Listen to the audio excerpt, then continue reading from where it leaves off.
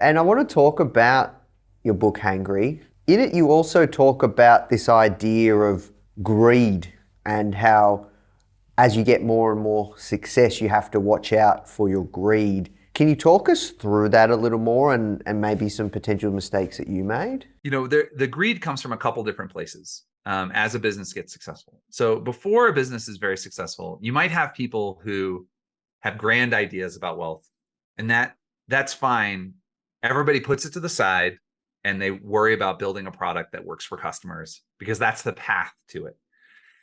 I think one of the challenges of becoming quite successful is that it's easy to forget that generating profit is not the primary reason businesses exist.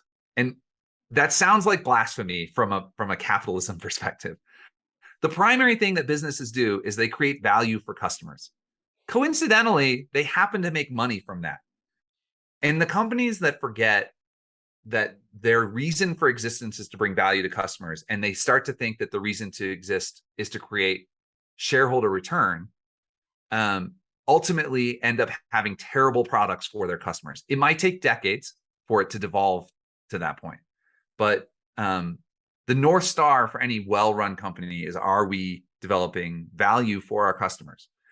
And I think one of the things that can happen as a startup goes from, oh, we have this idea that's pretty valuable for some people, to, oh my goodness, we're a national or international phenomenon, is it's easy to forget that the value has to keep going to customers. Because for individuals in that system, the founders, the early employees, the early investors, the sheer amount of wealth that can be created from changing, if you change the way 1 million people do something in just a slight way and you make a little bit of a profit from it, you will become crazy rich, right? Like that's one of the things that happens in startups. And so it's so easy to forget that was not the point. Like that's not what got you there. What got you there was the change in behavior and the value that you created. And so that's true for every person in a startup. It's true for early employees. It's true for the founders, certainly. It's true for the investors.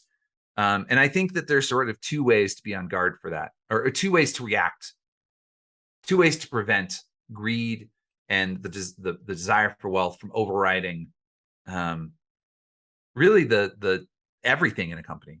And the first one is to keep focused on customers and creating value.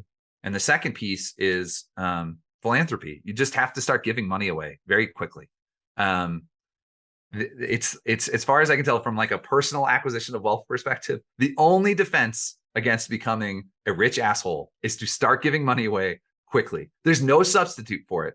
You just have to start donating. And it doesn't even have to be much, but it has to be a very quick response, because it can be wealth can very easily change a person, not for the better. There's a lot of pressure to start to see it as it's mine and I earned it and I get to hold on to it and nobody helped me get here and I did it all myself. And none of those things are true. We all rely on the infrastructure and the people around us to be successful. And so I don't know. I think that philanthropy is a really good way to counter that really negative thing that's easy to believe, that I did it all myself, that I'm the hero. Hey Foundr fam, we hope that you loved that clip. If you did, you can click through right here to watch the full interview. You don't want to miss this one. See you there.